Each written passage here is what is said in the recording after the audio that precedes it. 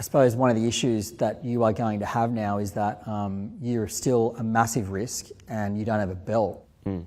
How hard do you anticipate the road to getting another title shot? Again, obviously, you become a mandatory, it's going to happen at some point, but most fighters aren't going to go, oh, yeah, I'll fight Tim Tszyu. I mean, I know that I heard Eddie Hearn the other day saying that he wasn't sure you're on a world level. Maybe other fighters feel that way, but I think those that have seen you fight know that there's no such thing as an easy fight with Tim Tszyu.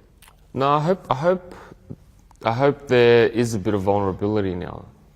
I've shown to entice people to fight me. You know, I think the thing with boxing, besides Floyd Mayweather, everyone loses. You know, and it's just a little hurdle that you have to overcome and get back on the rise. It's quite simple. I know you can't predict the future, and especially you can't predict it in boxing, but what does the path back to a world title look like for you, and how long does it take to get there?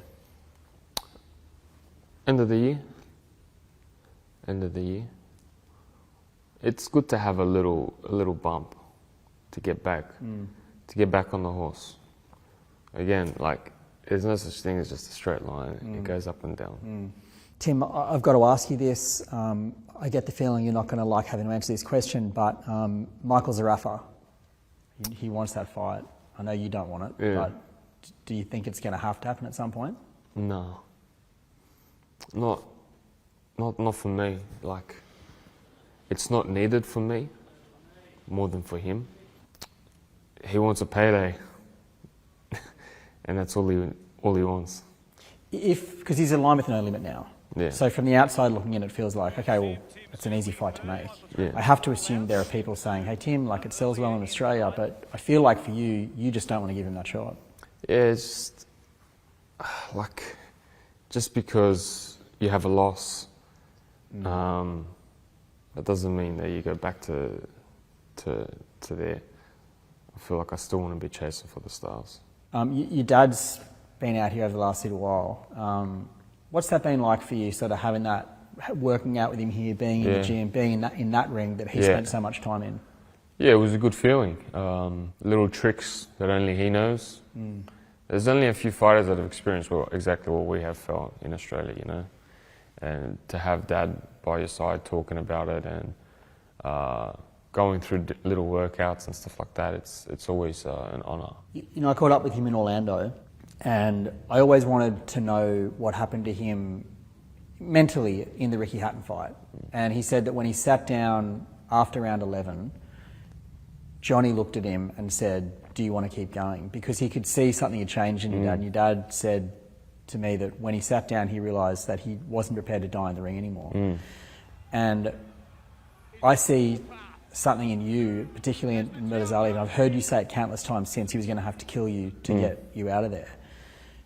You really prepared to go that far in your career that you'll leave everything in there? Why? Why? Who knows? It's just there. Yeah.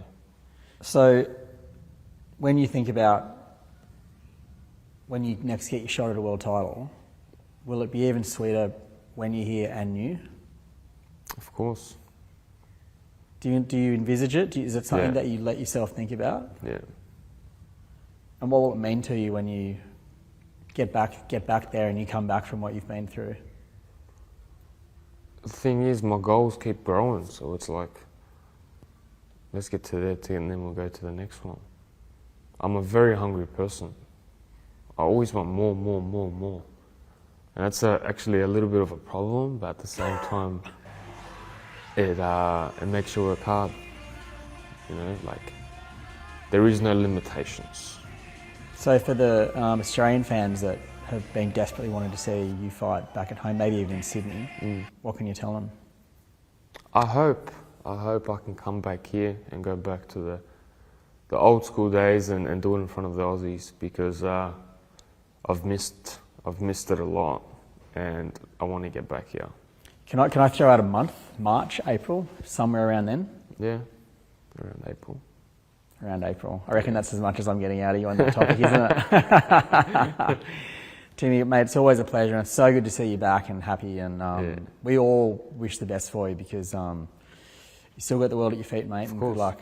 And what doesn't kill you only makes you stronger.